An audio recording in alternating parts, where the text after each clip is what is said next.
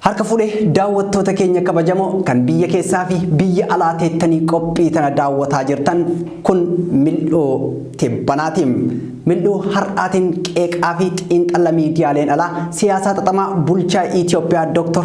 Abiy Ahmed Ali irratti taasisan mil'annaam.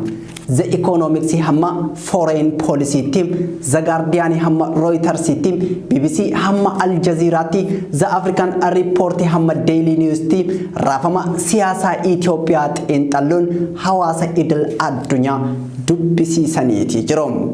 Barruu isaanii keessa The African Report Ethiopian diigamamoo ijaaramaa jirti mata duree jedhu jalatti The Economics ammoo mootummaan Ethiopia beela akka meeshaa waraanaatti fayyadamaa jira mata duree jedhuun barruu dheeraa hawaasa idil addunyaatiin jabaa jedhaniiti jiru.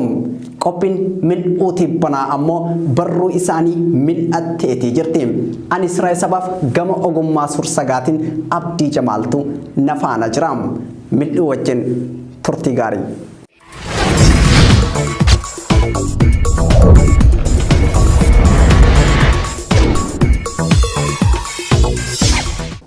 Gaazexaan The Africa Report jedhamu qeeqa jajjaba bulchiinsa Itoophiyaa kan Abiy Ahmed Aliitiin durfamu irratti mata duree garagaraatiin barreesse. Ammas barreessaati jira. Itoophiyaan diigamamoo ijaaramaa jirti. The African Report.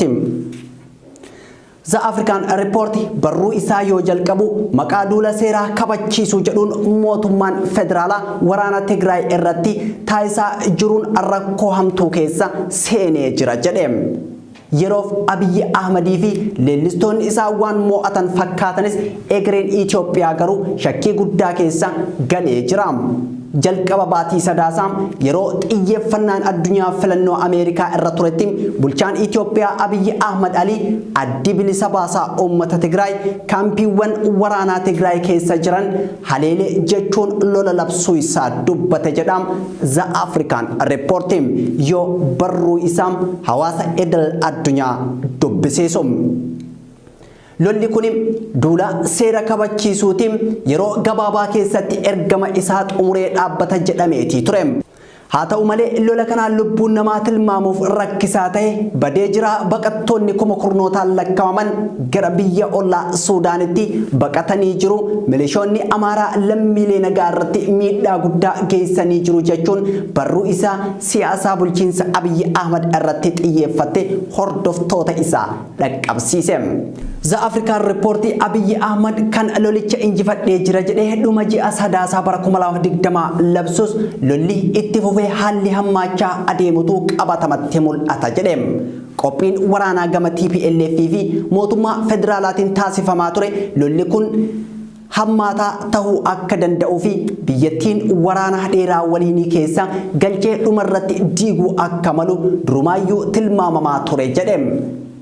Gaafii jedham itti fufuun The African Report Itoophiyaan akkamittiin rakkoo siyaasaa humna waraanaatiin furutti deebi'uu dandeesse yookaan ammoo seenuu dandeesse jedhee gaafate. Gaafii kanaaf ammoo rakkoo ce'umsa hoogganuu mismanaging transition jechuun deebise. Qabsoo fi diddaa uummata guutuu Itoophiyaa addatti ammoo Oromiyaa fi Amaaraa keessatti adeemaa tureen sirnicha raasuudhaan biyyattiin diigamuuf qarqara geessee turte. Kunis haaromsa siyaasaa yookaan warraaqsi waliigalaa biyyattii keessatti dirqama ta'uu argisiise jedha The African Report waa'ee warraaqsa waggoota darbanii dubbistoota isaa yoo yaadachiisu. Biyyattii diigama irraa oolchuu fi ce'umsa gara dimokiraasii taasifamu milkeessuuf paartiin biyya bulchaa ture adda dimokiraasaa warraaqsi ummatoota Itoophiyaa gaafama fudhatee akka hoogganu jedhame. Akka kanaanis adda dimokiraasaa warraaqsi ummatoota Itoophiyaa keessaa ministeera muummee Abiy Ahmed dabalatee namoonni fuula haaraa muraasni fuulduratti bahan jedha. Ta'us haalichi dabballootuma sirnicha keessatti beekaman sana uffata haaraa itti uwwisuun teessoo haaraa irra kaa'uudhaan wal fakkaata ture jedha. Haala injifannoo ummataa deebisee adda dimokiraasiin warraaqsa ummatoota Itoophiyaa itti saame yoo dubbistoota isaatiin jabaa jedhuun The African Report. Sababan haaromsi keessoo mootummaa kun filatamee tureefis yeroo sanatti caasaati kam waraanaa fi bakkoonni murteessoon furtuutaan hundi harka TPLF waan turaniif haalichi hammaatee gara wal fixiinsa guddaatti ce'ee biyyattii facaasuu danda'a kan jedhu irraa ture jedhama. Yaada haaromsa siyaasaa keessoo sirnichaa irraa eegaluun suutaan gara ce'umsa dimokraataa taasisna jechuun hooggantoota diddaa uummataa qindeessaa turan keessaa kanneen akka Jawaar Mohaammed fa'aa itti amananii humna guutuudhaan deeggaraa turanis jedhee ibse The African Report jechuudha. Bifa kanaan jalqaba bara 2018tti yeroo Abiyyi Ahmad aangoo dura taa'ummaa adda waa'ee fi muummicha ministeeraa qabatu abdiin uumamee ture. Tarkaanfiiwwan siyaasaa onnachiisoo ta'anis dirree dimokiraasii bal'isuu fi biyyattis gara dimokiraasii geessan jedhamanii leellifamanii fudhatamanii turan jechuun miira yeroo san ture ibse. Haa ta'u malee haaromsi eegalame humnoota Tigraay karaa siyaasaa nageenyaa fi diinagdeetiin caasaa haaraa keessatti hin hirmaachisne.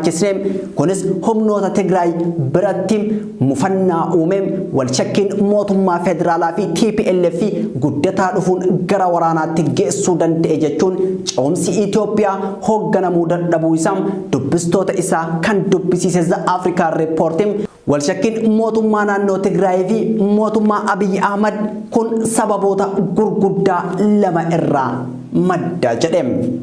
Inni jalqaba aangoo fi ilaalcha siyaasaa yookaan ideoloojiidha.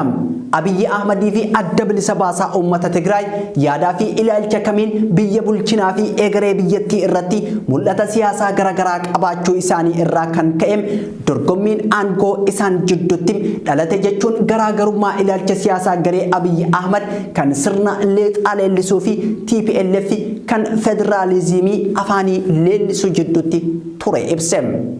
Adda bilisa baasaa uummata Tigraay dhaaba siyaasaa uummata xiqqaa ta'e keessaa bahee bara 1991 eega aangoo qabatee eegalee tumsa dhaabota afuriin adda dimokiraasaa warraaqsa uummatoota Itoophiyaa keessatti olaantummaan Itoophiyaa bulchaa turedhas jedhe. Eega sochiin haaromsaa bara 2018 eegalee garuu qoodni isaa xiqqaachaa dhufe.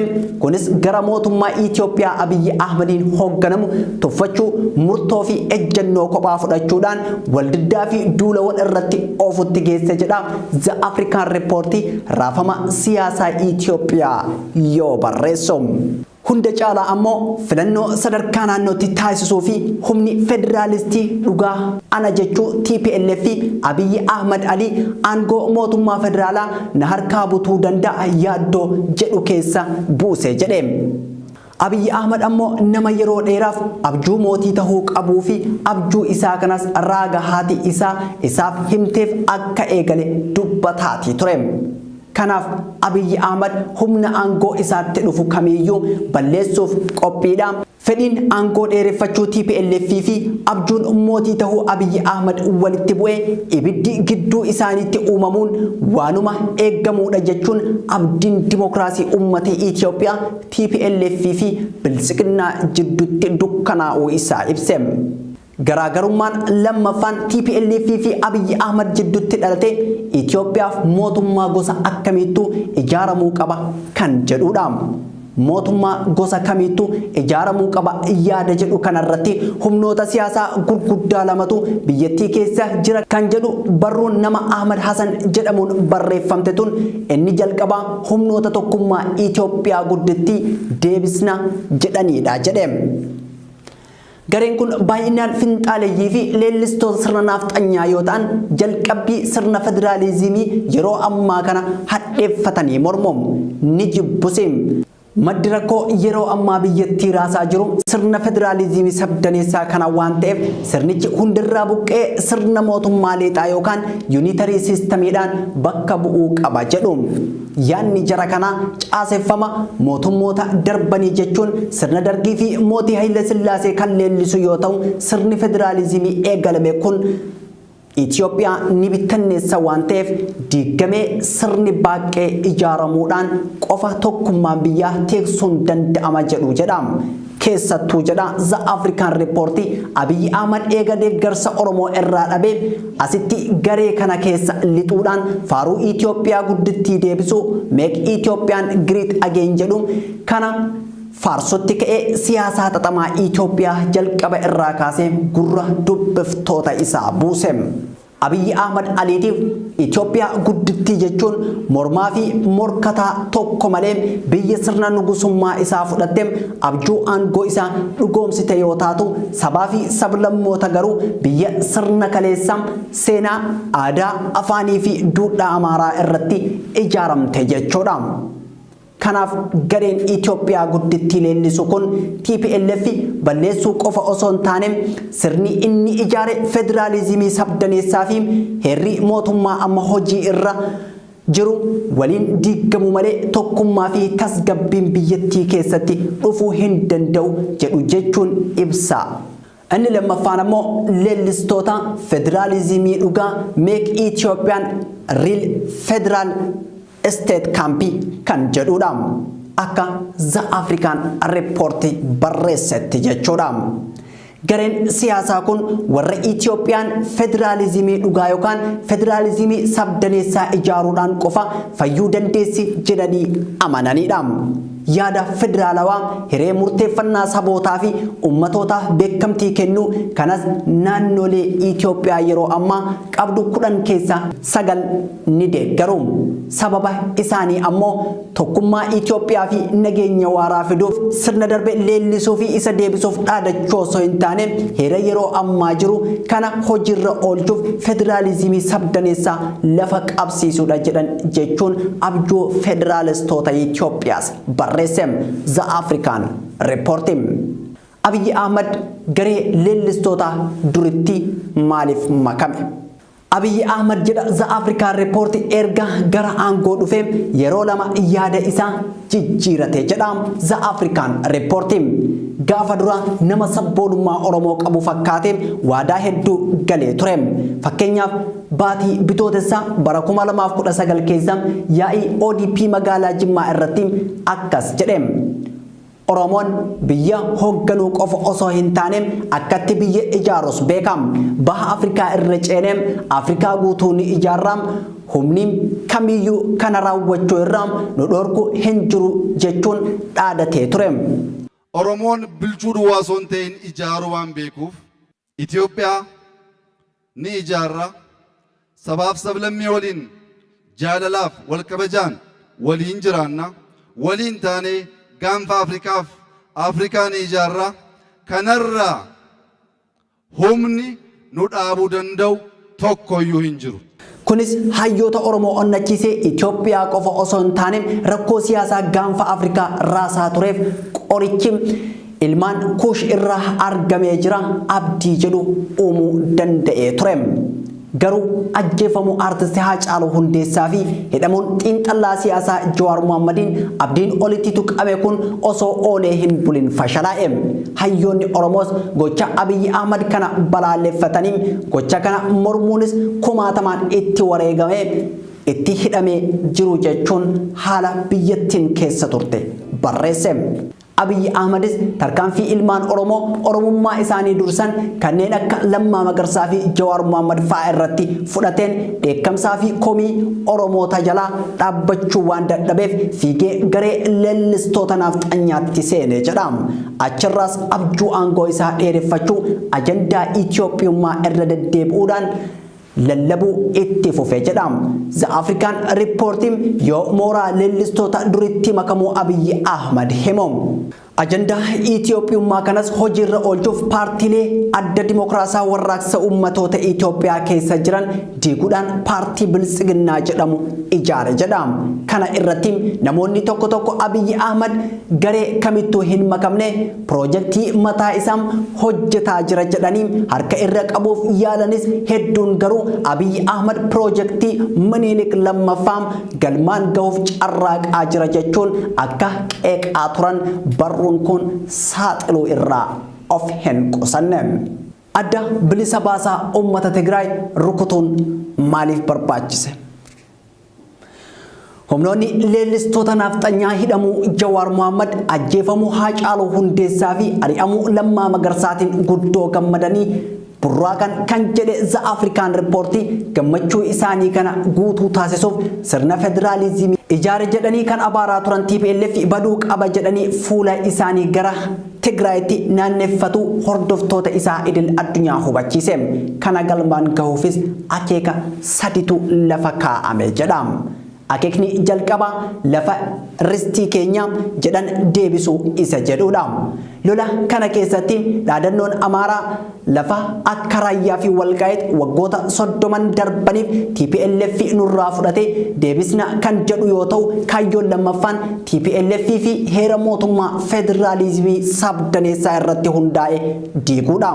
Akka ilaalcha isaaniitti kan jedhu gaazexaan The African Report kun wayyaaneen Itoophiyaa diiguu fi seenaa abbootii isaanii busheessuun sirna kana dhaabe waan ta'eef wayyaanee waliin baduu qaba jedhe jechuun ilaalcha finxaaleeyyii sirna leexaa barreesse.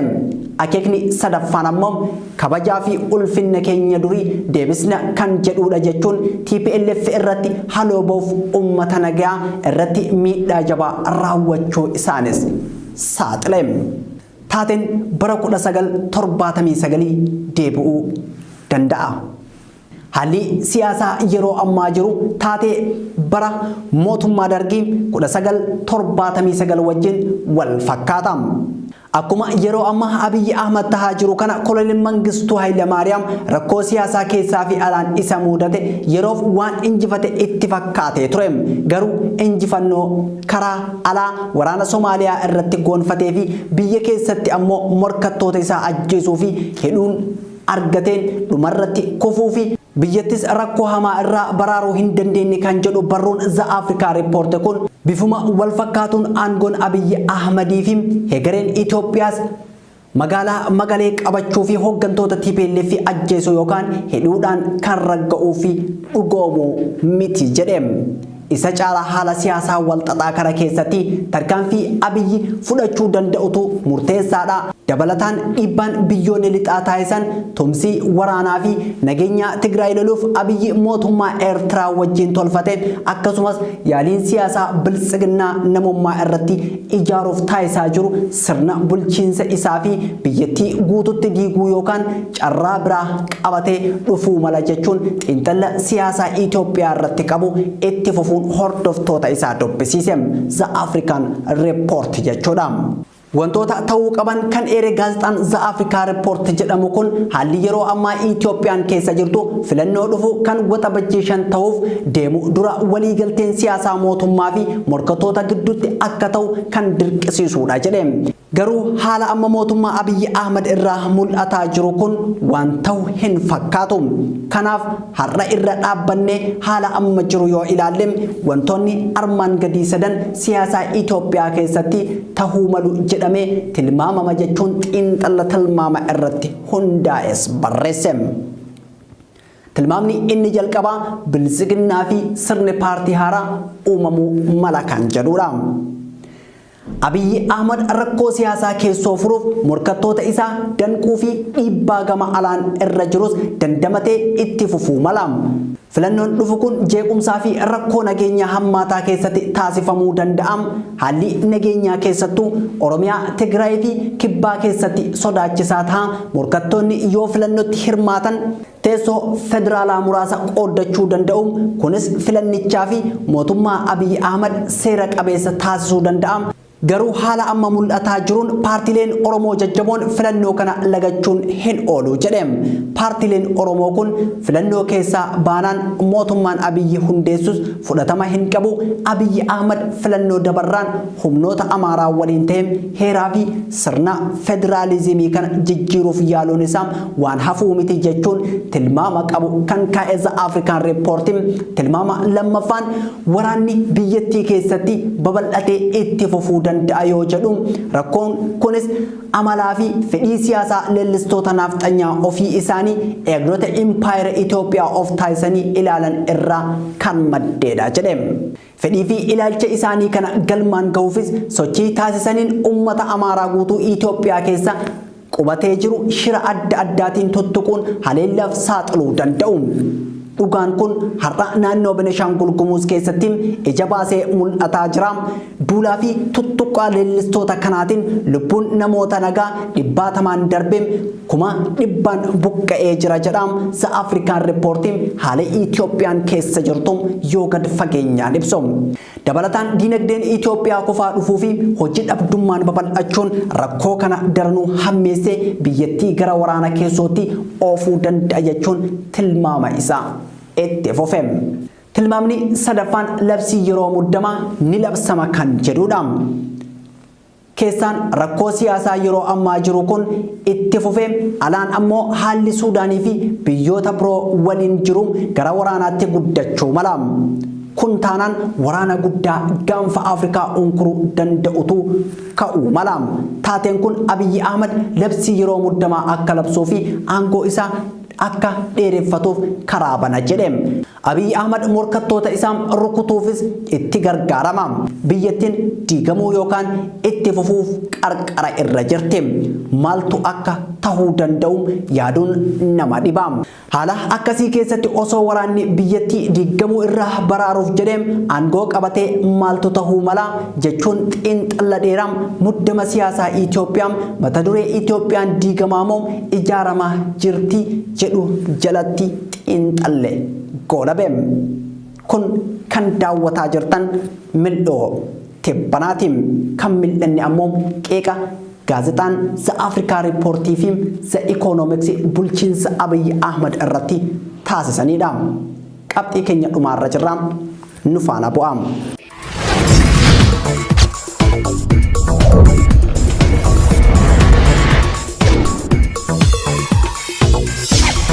Gaazexaan biroo ammoo The Economist kan jedhamudha.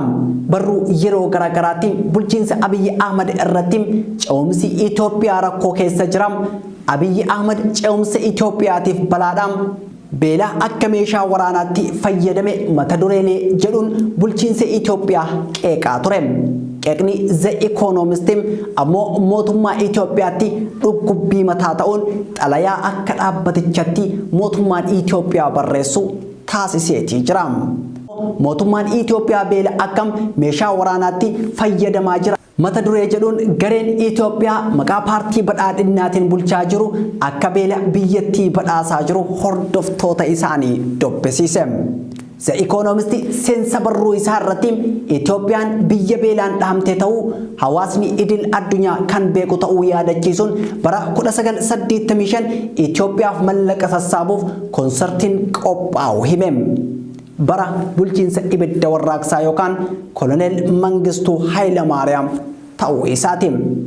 Bara 1983 hamma 85 uummata miiliyoonaan lakkaa'amu kan ajjeese haala qilleensaa osoo hin taane sirna abbaa irree Mangistuu Hayilamaariyaam ta'uu isaa yaadachiisuun kaaba Itoophiyaatti finciltoota balleessa jechuun midhaan barbadeessaa turuu Koloneel Mangistuu Hayilamaariyaamis himeem.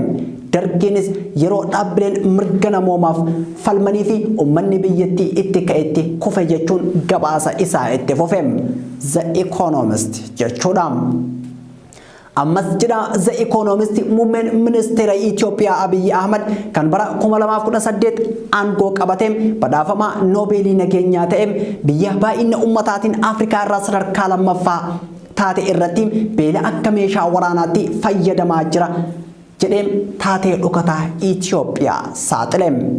Lola ji'a sadaasaa bara 2020 jalqabee hordofeem dhaabbileen gargaarsa namoomaa deeggarsa naannichaa dhaqqabsiisuuf mootummaa Itoophiyaa gaafatanis hayyama kennuu dide kan jedhu The Economist humni waraanaa mootummaa naannicha keessatti midhaan gubuu fi beeylada fixee jira jedheem. Kun ammoo dhugaa taanaan yakka waraanaati jechuun mootummaan Itoophiyaa beela akka meeshaa waraanaatti fayyadamuu isaa ibseem. Gaazexaan kun itti fufuun Itoophiyaan biyya hanqina sharafa alaa qabdu yoo taatu liqaa International Monetary Fund fi baankii addunyaatti kan hirkattudha jechuun hamma mootummaan dhiyeessii nyaataa Tigraay hin dhaqqabsiisnitti doolaarri akkuma irraa dhaabbatetti itti fufuu qaba jechuun yaada isaa barreesse. Mootummaan Itoophiyaa gabaasa The Economist kana ilaalchisuun xalayaa dhaabbatichaa barreesseen gabaasni The Economist kan dogongoraati jechuun qeeqa irratti dhihaateen haaleetii ture. dhaabbilee gargaarsaa bebbeekamoo The Economist wabeeffatee gabaase argaatuma dhugaa dubbatame kan haalu mootummaan Itoophiyaa The Economist jibba Afrikaanotaa qaba jechuun qeeqa dhihaate kana ofirraa dabarsuuf daboo biyyoota Afrikaa yaammachuuf yaaleetii jira. Tibba darbes mata duree ce'umsi Itoophiyaa gufatee jedhu irratti muummeen ministeera Itoophiyaa Dr. Abiyyi Ahmad Aliin xalayaa dhaabbatichaaf barreessuun ce'umsi ani hoogganaa jiru hin gufanne jechuun isa The Economist mata duree Abiyyi Ahmad ce'umsi Itoophiyaati balaa jedhuun xalayaa inni barreesseef qabateeti bahem. Qeeqni miidiyaalee alaa bulchiinsa Itoophiyaa kan olaantummaa falaasama eda'amuutiin hoogganamu irratti taasisan dhukkubbii mataa itti ta'eeti jira. Muddamni siyaasaa Itoophiyaa marii biyyaalessaatiin furamuu danda'a gaafiin jedhu ammoo kan mil'oo tibbanaatiin. Tole kabajamtoota daawwattoota keenya qophiin mil'oo tibbanaa har'am qeeqa miidiyaaleen addunyaa bulchiinsa Itoophiyaa irratti taasisan kan isin dhiyeessine kana fakkaata. An kan isin faana ture siraa sabaaf gama ogummaa suur-sagaatiin Abdii Jamaaltu na faana ture. Qophiileen OMN itti fuum hanga torbaanitti yeroo gaarii.